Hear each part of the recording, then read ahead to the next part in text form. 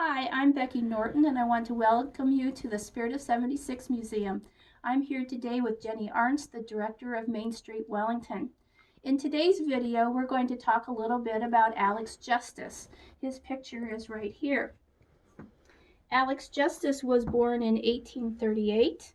He lived at the corner of Route 18 and Gorfnage Road, He was a bachelor his whole entire life, and as far as we know, he never had a steady job. He liked living as the Native Americans lived. He liked his hunting, his trapping, his fishing, all of those sorts of things. And as he was walking through the trails in woods in various parts of the country, if he saw Indian artifacts like arrowheads or hatchet heads, any of those kinds of things, he would pick them up and bring them home. He was quite an archaeologist of his time.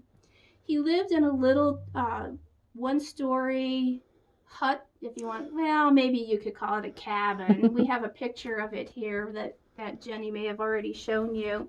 He built it himself from the lumber that was on his property. And as you can see, there was the little log cabin first, and then he put an addition on it with more finished wood. I believe that addition might have been his blacksmith shop. He did know how to make things. He made little miniature tools, actually, that he would swap or sell to other collectors, and that's how he got some of the money, because he did buy some artifacts and antiques. He walked to Gettysburg, and he picked up bullets and things that he found there, and that was before it was illegal. I have never seen any evidence that he was in the war, although he would have been of age to have served in the war. So I don't know whether the government just didn't know about him or what, but he never served as far as we know. I haven't found anything. One year, Alex decided that he was going to walk to Florida. So he walked to the coastline, the Atlantic coastline. He walked down the coastline and all the way to the Florida Keys. Wow. Once he got to the Florida Keys, he did get on a boat and he went to Cuba. And in Cuba, he wanted to buy artifacts that he could find or trade for them. I think there were some guns that he was interested in, those sorts of things. And then, of course, he had to get home. So he hopped on the boat, went back to the Florida Keys, and walked all the way home. Wow. But if he hadn't have walked, he wouldn't have been able to find his artifacts along the way.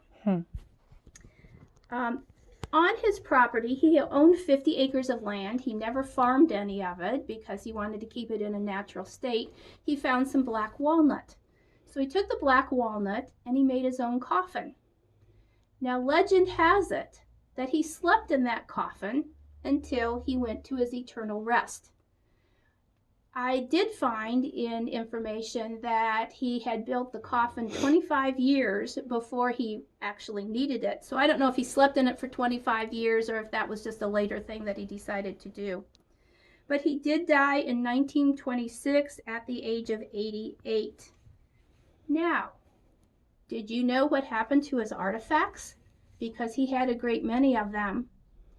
At the time, he gave half of his artifacts, or he bequeathed them, to the Firelands Museum in Norwalk. And the other half he donated to the Herrick Memorial Library here in Wellington. I'm not sure what the connection was between Alex Justice and Norwalk. I don't know whether he found things there or what. But anyway, these artifacts were displayed for quite a while in the basement of the library, but then when the museum was established in 1968 and then the library decided to remodel, they didn't have room for all of his things, and so they gave them to the museum here, and we have kept them on display ever since. If you come to the museum when we finally get open, you will be able to see many of the things. We have many of his arrowheads. We have many artifacts from the Civil War, from the Gettysburg field, and we also even have some mastodon teeth that he found. Come see them. And just to clarify, that is not his body. That is his suit. That is his leather suit that you saw in the picture. We had it preserved in Cleveland at the conservation. Okay. Thanks. Mm-hmm.